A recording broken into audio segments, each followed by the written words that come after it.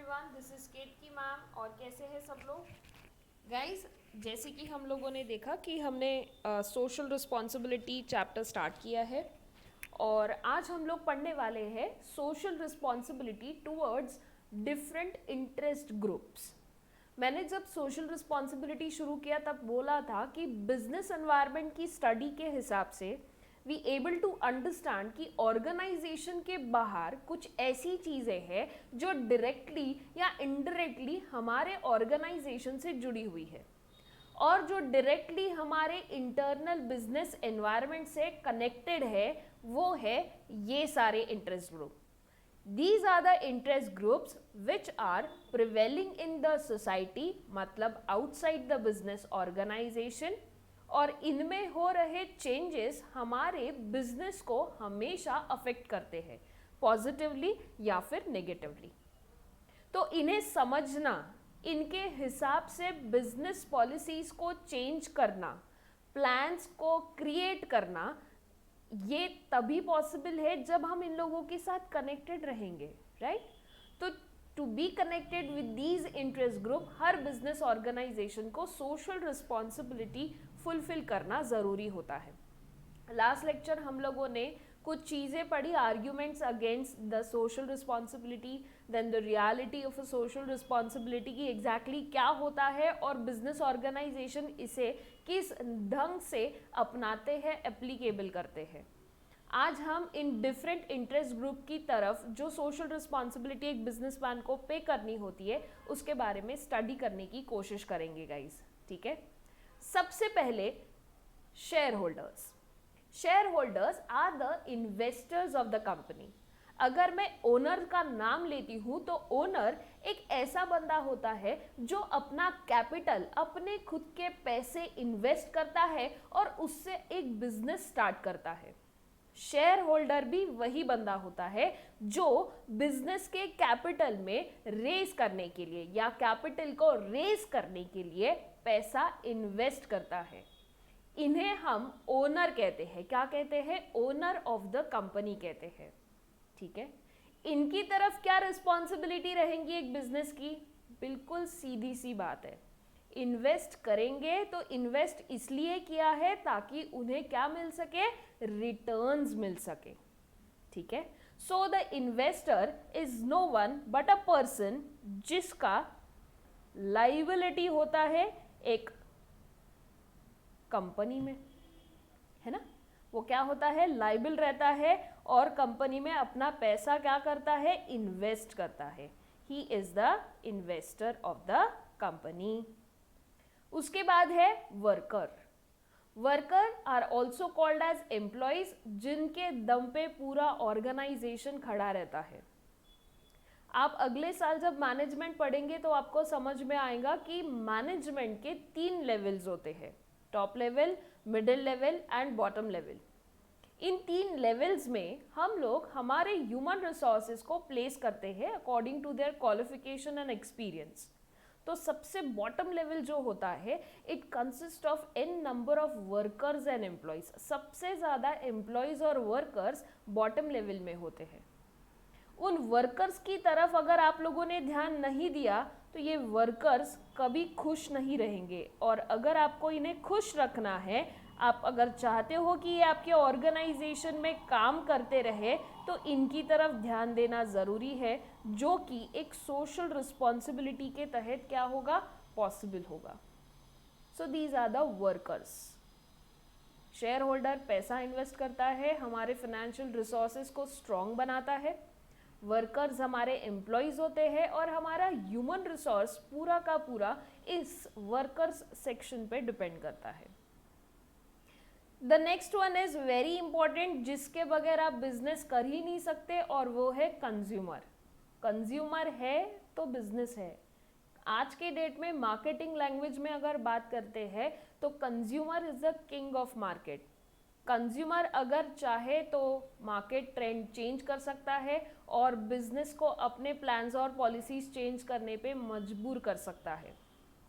एक बिजनेस के मिशंस और ऑब्जेक्टिव हमेशा कंज्यूमर के साथ जुड़े हुए रहते हैं, क्योंकि हम बिजनेस ही कंज्यूमर के लिए करते हैं, right? So consumer is the king of market. So consumer की तरफ ध्यान देने के लिए उसकी तरफ हमें कुछ रिस्पॉन्सिबिलिटीज है जो कि हम यहाँ देखेंगे in the part of a consumer. ठीक है. देन अब ये सब तामझाम करेंगे तो कहीं ना कहीं किसी पर्टिकुलर बंदे की या पर्टिकुलर कमिटी की अपने ऊपर नजर होनी चाहिए. तो वो नजर किसकी रहती है? गवर्नमेंट की. हमारे जैसे इंडिया में डेमोक्रेटिक कंट्री जिसको हम कहते हैं, जो कि लोकतंत्र से चलती है. The correct word in the Hindi is लोकतंत्र. मतलब क्या है? For the people, by the people end of the people.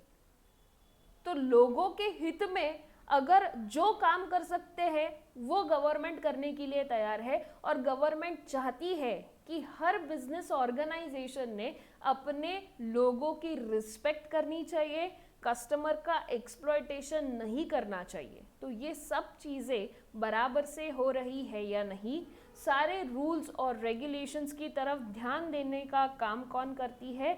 Government करती है.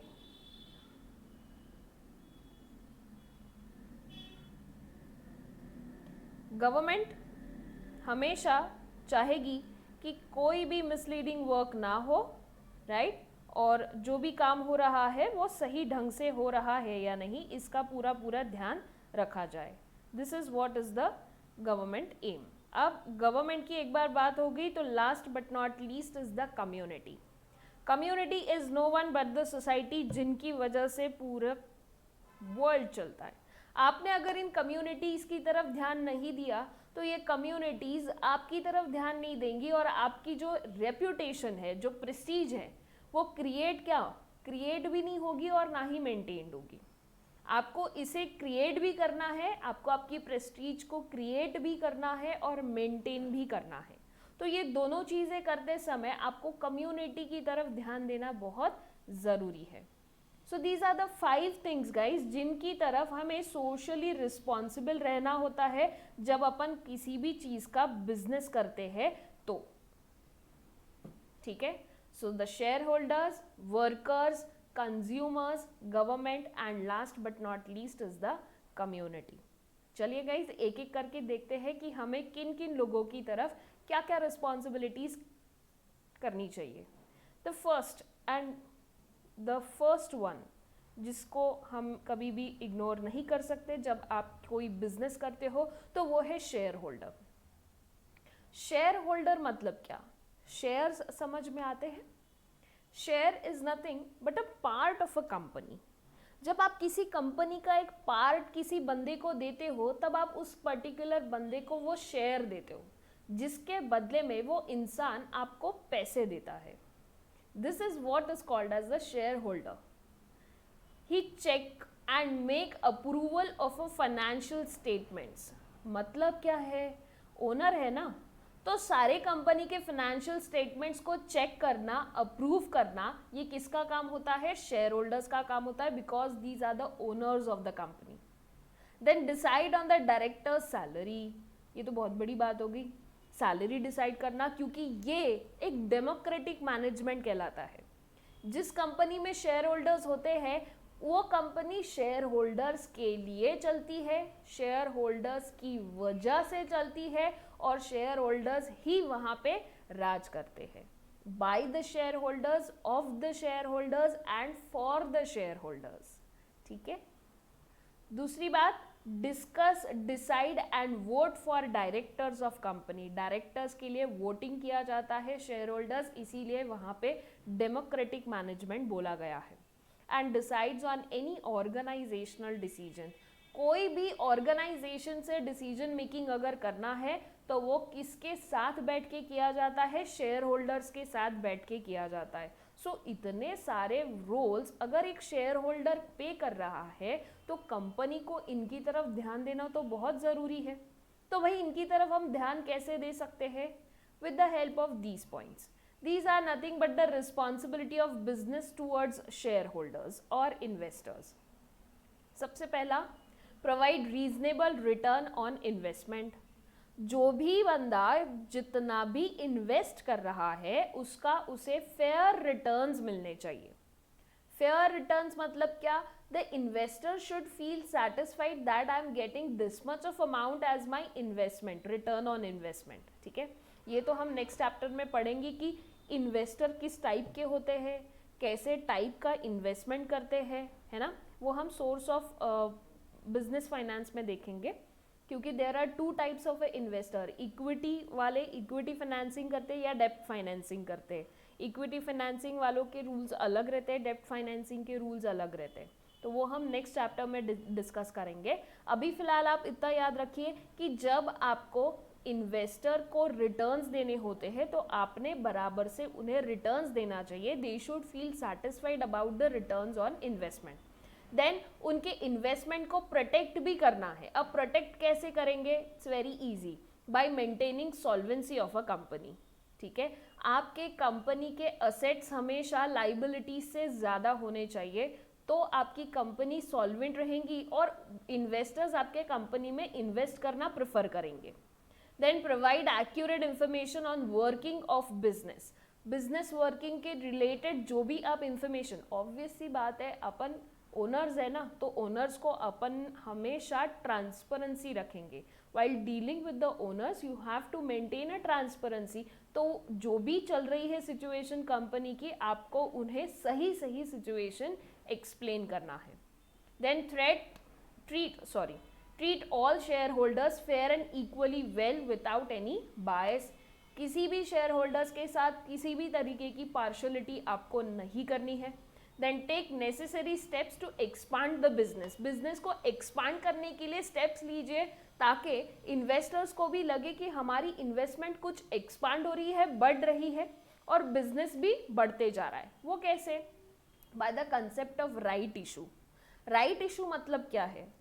तो जो एग्जिस्टिंग शेयर होल्डर्स है, suppose you all are my existing shareholders, ठीक है, आपको जो शेयर्स मैंने दिए हैं कंपनी ए के, मैं कंपनी ए चला रही हूँ और उसके शेयर मैंने एक शेयर 10 रुपए का दिया है मेरे शेयर होल्डर्स को, ठीक है। अब वो मेरे इन्वेस्टर्स बन गए, मेरे शेयर होल्डर्स बन गए, उनको कितने में एक शेयर पड़ा? 10 रुपए में। I decide to start up with a new venture, जिस कंपनी बी नाम से।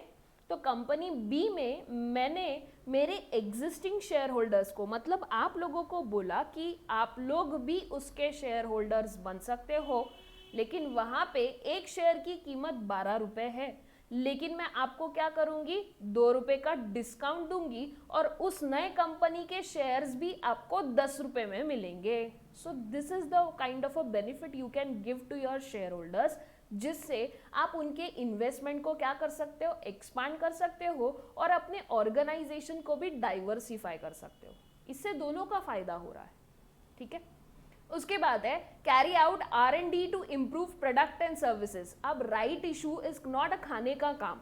जब आपको पूरा एक्सपांशन करना है तो you need to keep on always researching and developing regarding the business activities. Business को कैसे एक्सपांड करना है इसके बारे में रिसर्च करते रहिए, क्योंकि आपका बिजनेस अगर एक्सपांड होगा तो उसी के साथ साथ आपके इन्वेस्टर्स का भी इन्वेस्टमेंट एक्सपांड होते जाएगा। सो this is what is the difference between that guys, ठीक है। So the carry out R&D करने के लिए आपको प्रोडक्ट और सर्विस क्या होना चाहिए, कैसे होने चाहिए, whether it should satisfy the customer needs, उसके साथ साथ आपके इन्वेस्टर्स की नीड को भी सेटिस्फैक्शन हो रहा है या नहीं, ये जानना बहुत ज़रूरी है, ठीक है। उसके बाद the next is workers, which are the very important. You can see the happy faces over here, और ये happy faces तभी हो सकते हैं जब आपके workers, आपके employees satisfied हैं। अब उनके satisfaction के लिए आप जो standard set कर सकते हो वो करना ही चाहिए, right? अब standard set करना मतलब क्या? It's very simple. आप अपने हिसाब से एक काम डिसाइड करो और उस काम का सही दाम डिसाइड करके उन्हें कम्युनिकेट कर दो। If these are the workers, और इन वर्कर्स के लिए मैंने आवर्स फिक्स कर दिया कि every worker will work over here for 8 hours.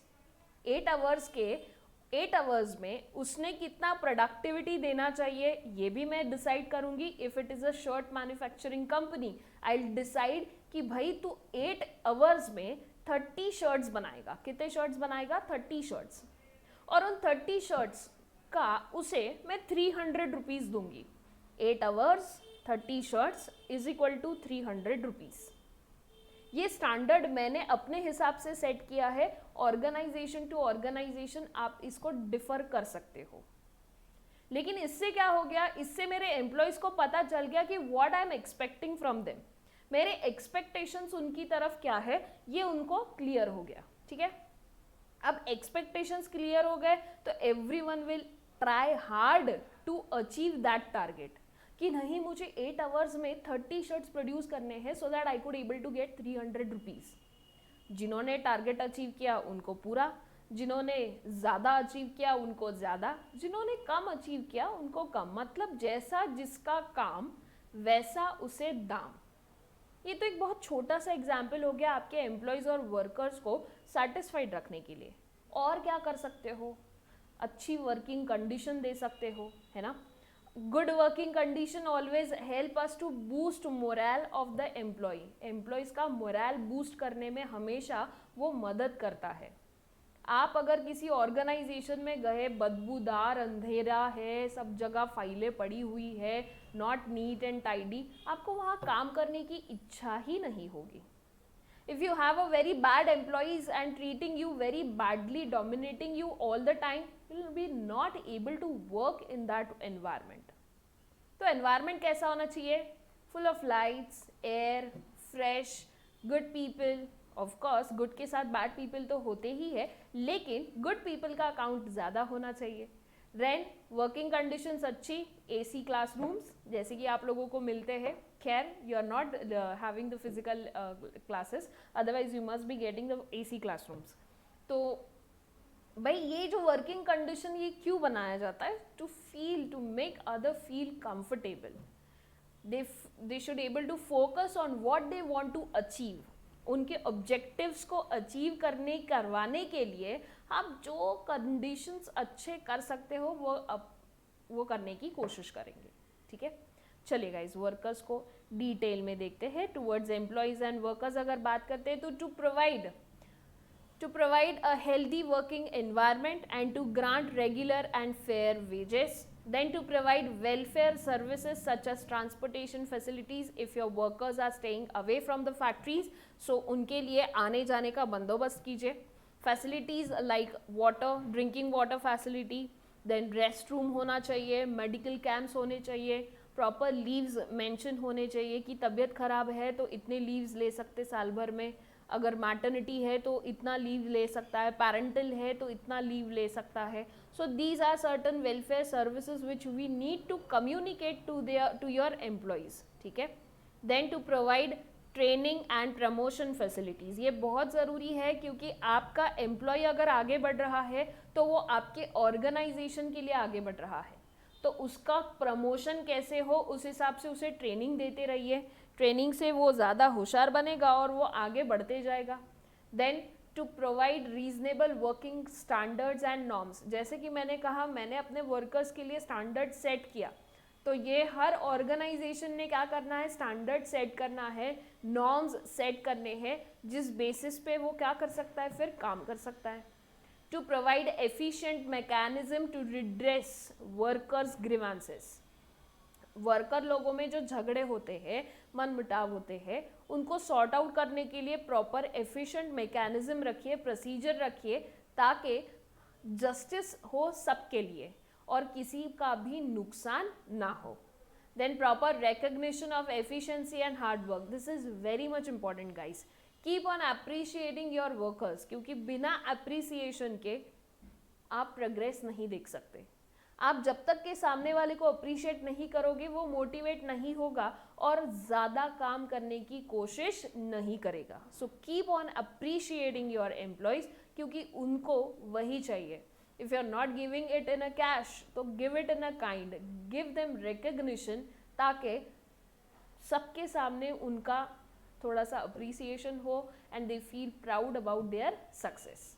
ठीक है, जिससे क्या होगा, मोटिवेटेड रहेंगे और अच्छे से काम करना प्रेफर करेंगे। So this was responsibility towards employee. Now here is a person, a women carrying all the things in her shopping cart, और जो जो मतलब एडजस्ट नहीं हो सकते वो तो सब चीज़ें वो लेके जा रही है कार्ट में, oven, fridge, washing machine, vacuum cleaner, सब सब सब। So this is nothing but you are consumer, जिसकी वजह से आपका बिजनेस चल रहा है और आपका बिजनेस एक्सपांशन भी इन्हीं की वजह से होगा, ठीक है।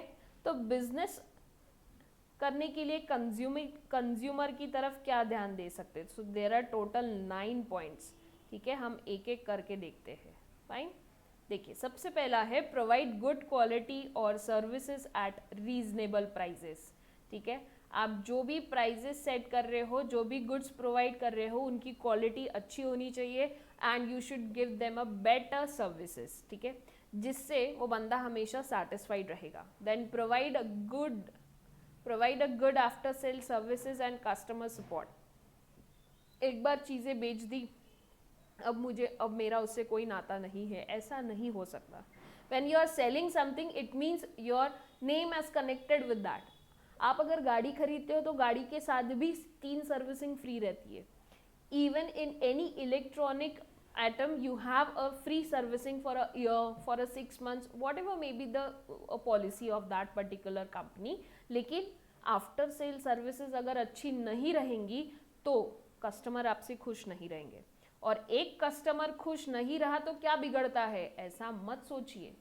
एक कस्टमर आपके 10 और कस्टमर को क्या कर सकता है, बिगाड़ सकता है, और एक सेटिस्फाइड कस्टमर आपकी कस्टमर्स हमेशा बढ़ाते ही रहेगा, ये ज़रूर सोचिए, ठीक है। सो आफ्टर सेल सर्विसेज अच्छी देना ज़रूरी है। Accurately describe information of the product and services, बराबर से इंफॉर्मेशन उन्हें मिलनी चाहिए। Then guard against adulteration, poor quality, dishonest advertising, ये हमें क्या करना है, प्रोटेस्ट करना है। हमें इन सब चीज़ों को सपोर्ट नहीं करना है, मिलावट नहीं करनी है, अच्छी क्वालिटी मेंटेन करनी है, and you have to maintain honesty with your consumers by showing a good advertisement. Make research and development, customer की नीड्स बार बार चेंज होती रहती है, वो क्या चाहते हैं वो समझने के लिए आपको हमेशा रिसर्च करते रहना पड़ेगा, जिससे आप प्रोडक्ट में डेवलपमेंट ला सकते हो। आई टेक एन एग्जाम्पल, जब मैंने एंटरप्रेन्योरशिप डेवलपमेंट पढ़ाया था स्टेट वालों को 12th स्टेट बोर्ड में, आपको भी है आगे के चैप्टर्स में, तो वहाँ मैंने एक चीज़ क्लियर की थी कि जब तक के प्रोडक्ट में कुछ नयापन नहीं आता तब तक के उसकी डिमांड नहीं बढ़ती। जब female worker sections of the society के लिए गाड़ी बनाई गई तो सबसे पहले लूना बनाई थी, लूना के ड्रॉबैक्स को देखते हुए फिर सनी बनाई, सनी के ड्रॉबैक्स को देखते हुए काइनेटिक होंडा लाई। So these are the 3 vehicles which have make a good generation, और इनके गैप्स भी बहुत ज़्यादा थे, मतलब बहुत दिनों तक ये गाड़ियाँ चली और एक्सेप्टेबिलिटी बहुत अच्छी थी। लेकिन रिसर्च और डेवलपमेंट के बिना ये पॉसिबल नहीं था, क्योंकि रिसर्च ही बता रहा था कि इस प्रोडक्ट में क्या ड्रॉबैक है और इनमें हमें क्या डेवलपमेंट ला सकते हैं। तो ये बिना रिसर्च के आप डेवलपमेंट नहीं ला सकते। So the always you have to keep on researching the things and developing the things, ठीक है। Then take steps to remove imperfection in the distribution system. आपका डिस्ट्रीब्यूशन सिस्टम तगड़ा होना तो आपके कस्टमर्स कहीं पर भी स्कैटर्ड रहेंगे ना, तो वो आप इंक्लूड कर सकते हो। Customers are scattered everywhere, and to reach each and every customer it is necessary to have a strong distribution system. आपका डिस्ट्रीब्यूशन सिस्टम अगर अच्छा नहीं है तो आप काफ़ी सारे कस्टमर को छोड़ सकते हो, तो वो हमें नहीं करना है। आपके जो इम्परफेक्शन है डिस्ट्रीब्यूशन सिस्टम का, उसमें परफेक्शन लाइए, so that you will be able to reach each and every customer. Resolve grievances of customer as early as possible, उनके ग्रीवांसेस को रखिए मत, उसका अचार नहीं डालना है, उसको सॉल्व कीजिए। जितना जल्दी सॉल्व होगा उतना ही आपकी प्रेस्टीज बढ़ती जाएगी। Then provide protection against monopoly and restrictive trade practices. Of course हमें मार्केट को एक्सपांड करना है, तो मार्केट को एक्सपांड करने के लिए हमेशा सिंगल सेलर वाला कंसेप्ट हटा के ज़्यादा सेलर्स जब रहेंगे तो ज़्यादा ऑप्शंस रहेंगे कस्टमर्स के पास, और कस्टमर्स और ज़्यादा परचेज करने की कोशिश करेंगे। So you have to make your market with the variety of goods, not with the single seller, ठीक है। सो रिस्ट्रिक्टिव ट्रेड प्रैक्टिसेस को हटाइए, इंपोर्ट और एक्सपोर्ट बढ़ाइए, जिससे बाहर के देश में रहने वाले कस्टमर भी नए प्रोडक्ट्स को यूज कर सके, राइट। एंड ऑलवेज रिस्ट्रिक्ट, से नो टू मोनोपोली, क्योंकि वो कहीं ना कहीं मार्केट को डेवलप होने से रोकता है। Understand the needs and wants of customer and try to satisfy them. Of course हम जब भी कोई प्रोडक्ट बनाएंगे तो प्रोडक्ट बनाने से पहले we will first analyse the demand of the customer, convert that demand into product and sell it to the potential users, और जो नॉन यूजर्स है उनको भी हम यूजर्स में कन्वर्ट करने की कोशिश करते रहेंगे, ठीक है। So these were the responsibility of business towards consumer. आगे बढ़ते हैं। Next is government. गवर्नमेंट एक ऐसी चीज है जो आपको रूल्स से अबाइड रखती है, और हर कोई चीज रूल्स और रेगुलेशंस के साथ होनी चाहिए, इसका बार बार आपको एहसास दिलाती है, राइट। गवर्नमेंट का कंट्रोल होना बहुत ज़रूरी है, क्योंकि कहीं ना कहीं आपके वर्कर्स में लीगैलिटी होती है और आप अपना काम बखूबी अच्छे से विथ रूल्स रेगुलेशंस क्या करते हो, कंप्लीट करते हो। गवर्नमेंट की नज़रों में उठना मतलब अपनी एक अलग इमेज क्रिएट करना। It is easy for us to create an image in the society also then. So government की तरफ क्या रिस्पॉन्सिबिलिटीज रहेंगी? So the obey rules and regulations. जो भी गवर्नमेंट आपके लिए रूल्स रेगुलेशंस बना रही है उसको ओबे कीजिए और उसे फॉलो करते रहिए। Regular payment of taxes, taxes बराबर से पे कीजिए। किसी भी तरीके का ब्लैक मनी आपने होल्ड नहीं करना है और ना ही मनी लॉन्ड्रिंग जैसी चीज़ें करनी है, ठीक है। मतलब ब्लैक इनटू वाइट ऐसा कुछ नहीं करना है, ठीक है। सो यू हैव टू पे रेगुलर टैक्सेस, क्योंकि वो टैक्सेस कहीं ना कहीं सोसाइटी के लिए यूज होते हैं और for the development of a country के लिए यूज होता है। Cooperating with the government to promote social values. If government is taking certain steps to create society a good place to live, तो आपने उसे सपोर्ट करना है और ना कि प्रोटेस्ट करना है, ठीक है। Then not to take advantage of loopholes in business law. कुछ ऐसे लॉज हैं जिनका आप मिसयूज कर सकते हो, लेकिन वो मिसयूज आपने नहीं करना है। एक जन मिसयूज करेगा, एक को देख के 10 और करेंगे, जिससे लीगल सिस्टम आपका क्या हो सकता है, करप्ट हो सकता है। तो अगर आपको लीगल सिस्टम को सही ढंग से चलाना है तो लूप होल्स का फायदा उठाना बंद करना पड़ेगा, ठीक है। गवर्नमेंट ने जो लॉज बनाए हैं उसको बराबर से फॉलो कीजिए, ना कि उनके लूप होल्स का फायदा उठाए, ठीक है। Cooperating with the government for economic growth and development. Of course government भी चाहती है कि इकोनॉमी डेवलप हो और बिजनेस भी चाहता है कि इकोनॉमी में डेवलपमेंट होना चाहिए। तो दोनों अगर साथ मिल के काम करेंगे तो इकोनॉमिक डेवलपमेंट आसानी से अचीव कर सकते हैं, ठीक है। नाउ द कम्युनिटी, जिसके बिना आपका बिजनेस तो ऑब्वियसली ना के बराबर है, क्योंकि कम्युनिटी में गवर्नमेंट भी आता है, वर्कर भी रहता है, कंज्यूमर भी रहता है और आपका शेयर होल्डर भी रहता है। सो कम्युनिटी की तरफ आपकी 14 टोटल रिस्पॉन्सिबिलिटीज़ मुझे मिली है, लेकिन आपके बुक में बहुत ही छोटा सा दिया है। We will just go through it at once. एकदम इजी पॉइंट्स है गाइस।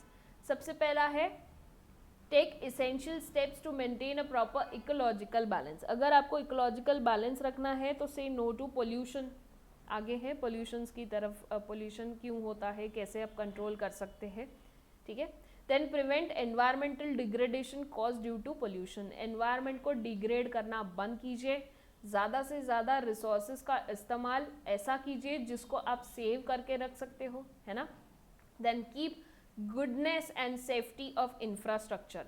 अपने बिजनेस के इंफ्रास्ट्रक्चर्स को ऐसा मेंटेन कीजिए ताकि पेड़ ना काटने पड़े, ज़मीन का सही इस्तेमाल हो और कहीं पर भी किसी भी सोसाइटी के लोगों को उस चीज़ की तकलीफ ना हो। Then rehabilitate the population displaced due to operations of business. आपने अगर किसी गांव खेड़े में बिजनेस शुरू किया है और वहाँ के लोगों को दिक्कत हो रही है तो उन्हें रिहैबिलिटेट करने में, दूसरी जगह स्थित होने के लिए, सेटलमेंट के लिए हेल्प कीजिए। या फिर किसी एक ऐसे विलेज को सिलेक्ट कीजिए कि जहाँ पे रोजगार बहुत आवश्यक है, वहाँ जाके अपना बिजनेस शुरू कीजिए ताकि उनमें रिहैबिलिटेशन हो सके, ठीक है। क्योंकि रिहैबिलिटेट होने के लिए आपको पैसे की ज़रूरत पड़ती है और पैसा तभी कमाएंगे जब उनको काम मिलेगा। तो काम दिलवाने के लिए आपको वहाँ बिजनेस स्टार्ट करना ज़रूरी है।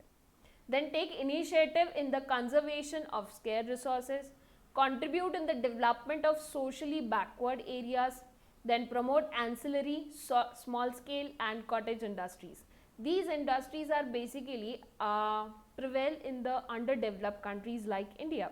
We are still a developing country, है ना, अभी तक अपन डेवलप नहीं हुए हैं। जब से मैं सिविक्स पढ़ रही हूँ तब से अपन डेवलपिंग में ही है। तो मुझे सिविक्स पढ़े तो almost 10 more than that 15 years हो गए हैं, ठीक है। तो 15-20 साल पहले जो पढ़ा उसका अभी तक चल ही रहा है। It's a developing country. So developing country में एंसिलरी, स्मॉल स्केल और कॉटेज आपको मिल रही है, तो उनके साथ कोलैबोरेशन कीजिए, उनको भी डेवलप करवाइए ताकि आपकी कंट्री का डेवलपमेंट हो। Then make contribution to promote education and control population, assist in the overall development of the locality, then improve the efficiency of business operations, contribute help in events of disaster। अगर ऐसे कुछ events आते हैं जो कि unexpected है, uncertain है, तो ऐसे events में अगर आपको कुछ योगदान देना चाहते हो या दे सकते हो तो बहुत अच्छी बात है। It will always count to your image building, ठीक है। After that provide health care facilities for local communities. जैसा कि मैंने कहा, मेडिकल हेल्थ कैंप्स वगैरह आप अरेंज कर सकते हो लोगों के लिए। Provide day care centres for children of working mothers. आपके फैक्ट्री में काम करने के लिए जो महिलाएं आती है, जो लेडीज़ आती है, विमेन आते हैं, उनके बच्चों को देखने के लिए, ऑब्वियसली बात है काम करने जाएंगे तो बच्चे कहाँ देखेंगे, राइट। सो बच्चों को देखने के लिए फैक्ट्री के अंदर ही एक ऐसी जगह होनी चाहिए, डे केयर सेंटर, जहाँ पे बच्चों को खाना खिलाया जाएगा, खिलवाया जाएगा, है ना, और नई नई चीज़ें सिखाई जाएंगी जिससे मदर्स अपना काम कर सकते हैं और बच्चे भी उनके सामने रह सकते हैं। Then provide equal opportunities of employment. किसी भी तरीके का किसी के साथ भी डिस्क्रिमिनेशन ना करते हुए सबको प्रॉपर क्या मिलनी चाहिए, अपॉर्चुनिटी मिलनी चाहिए regarding employment. Make provisions for social accountability. हमने जब कॉर्पोरेट सोशल रिस्पॉन्सिबिलिटी पढ़ा तब कहीं ना कहीं आप सोशली अकाउंटेबल रहते हो कि how much money you have spend for the social responsibility, right. तो उसका अकाउंटेबिलिटी रखिए, उसके रिकॉर्ड मेंटेन कीजिए। आपने कितनी चैरिटी किया, कितने सोशल वेलफेयर के काम किए, आपने कितने अपने ऑर्गेनाइजेशन में नए काम करवाए, ये सब चीज़ों की रिकॉर्ड अगर आप मेंटेन करोगे तो that will always add to your goodwill. Maintain good relationship between business and society and cooperate with government and non government organisations, मतलब NGOs के साथ आपने क्या करना है, हेल्प आउट करना है लोगों को मिलके, गवर्नमेंट और NGOs के साथ, ठीक है। So these were the things जिसकी तरफ आपको सोशली रिस्पॉन्सिबल रहना बहुत ज़रूरी है। The last part of a chapter is business and environmental protection. बहुत पॉल्यूशन कर रहे हैं, तो ये वही है बिजनेस और एनवायरमेंटल प्रोटेक्शन। आप कैसे कर सकते हो, तो environment is nothing but the sum total of external forces which can be natural और मैनमेड ऑल्सो, जो हमें सराउंड करते हैं, इसे हम एनवायरमेंट कहते हैं। अब कुछ ऐसी इंडस्ट्रियल एक्टिविटीज़ होती है जिस वजह से एनवायरनमेंट क्या होता है, डिटोर होता है बहुत फास्ट, ठीक है। तो डिटोरिएशन का रीज़न क्या है, ठीक है, रीज़न क्या है, पोल्यूशन। और पोल्यूशन कैसे होता है, इंडस्ट्रियल एक्टिविटीज़ से। हम जो पानी इस्तेमाल करते हैं, जो केमिकल फ्यूम्स फैक्ट्री से बाहर जाते हैं, ठीक है, जिस लैंड के ऊपर आप जो भी वर्किंग कर रहे हो उस वजह से पोल्यूशंस क्रिएट होते हैं, ठीक है। पोल्यूशंस का एनवायरमेंटल प्रोटेक्शन होना, environmental protection is possible through control of pollution only. आप एनवायरमेंट को प्रोटेक्ट, जो आपकी रिस्पॉन्सिबिलिटी है एनवायरमेंटल प्रोटेक्शन की, वो तभी हो सकता है जब आप पोल्यूशन को कंट्रोल में करेंगे, ठीक है। Pollution may be defined as introduction of contaminants into the environment which causes instability, disorder, harm or discomfort to the ecosystem. The main four causes of pollution are air pollution, water pollution, land pollution and noise pollution. Air pollution, it is the contamination of air by discharge of harmful substances. Then water pollution, when toxic substances enters rivers, streams and other water bodies and get dissolved. Then land pollution is it is caused due to the dumping of toxic waste on land. जैसे कि pesticides वगैरह आप अगर ज़्यादा इस्तेमाल करते हो तो वो लैंड बैरन हो जाती है, उपजाऊ नहीं रहती है, आप वहाँ पे कोई और चीज़ नहीं उगा सकते. Then noise made by machines, vehicles, firecrackers, इससे क्या होता है, नॉइज पोल्यूशन ज़्यादा होता है. ये 4 टाइप्स के पोल्यूशन है. ठीक है. अब नीड फॉर पोल्यूशन कंट्रोल क्यों होना चाहिए, why there is a need to control the pollution. क्योंकि पोल्यूशन की वजह से सबसे ज़्यादा जो अफेक्ट होता है वो है हेल्थ. आपके यहाँ मशीन्स पे, हैवी मशीनरीज पे काम करने के लिए एज लिमिट होती है. अब वो एज लिमिट क्यों होती है, तो एज लिमिट रखने का रीज़न ये है कि अबव 60 ईयर वाला जो बंदा है वो कमज़ोर होता है. अगर वो बहुत ज़्यादा आवाज़ सुनेगा, है ना, बहुत ज़्यादा केमिकल्स के साथ रहेगा तो शायद उसको कुछ हेल्थ हज़ार्ड्स हो सकते हैं, है ना. आपने अगर पोल्यूशन कंट्रोल किया तो हेल्थ हज़ार्ड्स रिड्यूस होंगे. ठीक है. हेल्थ हज़ार्ड रिड्यूस होंगे, लोगों की जो इम्यूनिटी है वो बढ़ेंगी, जिससे हेल्दी एनवायरनमेंट रहेगा आउटसाइड. ठीक है. सो हेल्थ हज़ार्ड को रिड्यूस करना है तो पोल्यूशन को कंट्रोल करना ज़रूरी है. Then reduce risk of liability. Risk of liability और एनवायरमेंटल पोल्यूशन का क्या लेन देन, वेरी इजी. अगर काम करते समय किसी वर्कर को कुछ हो जाता है बिकॉज ऑफ दैट नॉइज और बिकॉज ऑफ दैट फ्यूम्स, तो वो उसको तो तबीयत तो खराब होगी, और अगर वो टपक गया तो उसका जो भी कंपेंसेशन है वो किसको भरना पड़ेगा, कंपनी को भरना पड़ेगा. तो रिस्क ऑफ लाइबिलिटी है ना, कंपनी इज लाइबल टू पे फॉर द कंपेंसेशन ना, तो वो रिस्क क्या हो जाती है, रिड्यूस हो जाती है. अगर आपने ऑलरेडी पोल्यूशन को कंट्रोल किया तो कॉस्ट सेविंग है. कम से कम पोल्यूशन कंट्रोल करोगे तो कॉस्ट भी क्या करनी पड़ेगी, सेव करनी पड़ेगी. Then improve public image, public की नज़रों में अपन बहुत ज़्यादा अच्छे हो जाएंगे. And other social benefits like better visibility, clear buildings, then clean up buildings, then better quality of life, ये सब अचीव करना आसान हो जाएगा with the help of pollution control. Role of business in environmental protection. अब pollution control तो करना है, लेकिन कैसे करेंगे, तो ये हेल्प आउट करते हैं हमें पोल्यूशन कंट्रोल करने में. ठीक है. Top management should be committed to create, maintain and develop work culture for environmental protection and population control. काम करने का कल्चर ही कुछ ऐसा बनाइए जिससे पोल्यूशन ना हो. If you are having a बहुत ज़्यादा पेपर वर्क तो उसे कम कीजिए, पेपर वर्क को कम कीजिए, क्योंकि पेपर बचेगा तो अफॉरेस्टेशन नहीं होगा, है ना, फॉरेस्टेशन बढ़ेगा, जिससे एनवायरनमेंट का भला है और पोल्यूशन कंट्रोल में है. सो टॉप मैनेजमेंट ने वर्किंग एनवायरनमेंट वैसा बनाना चाहिए. Then commitment should be communicated throughout the enterprise to all divisions and employees. सिर्फ टॉप मैनेजमेंट तक बात नहीं रहनी चाहिए, वो बात हमें कम्युनिकेट करनी है बाकियों को भी और बाकी के डिविजन्स वालों को भी, ताकि सब लोग उस पर्टिकुलर पोल्यूशन कंट्रोल में आपके साथ कमिटेड रहे. Formulating policies to control pollution such as purchasing good quality of raw material, है ना, कुछ ऐसे इन्वेस्टमेंट कीजिए जिससे आप पोल्यूशन कंट्रोल कर सकते हो, तो आपको वैसी पॉलिसी फॉर्मुलेट करनी पड़ेगी. Top management commitment should be communicated. Third step है formulation of a policies. Then participation in government programs of prevention of pollutions such as clearing up of polluted rivers, plantation of trees, etc.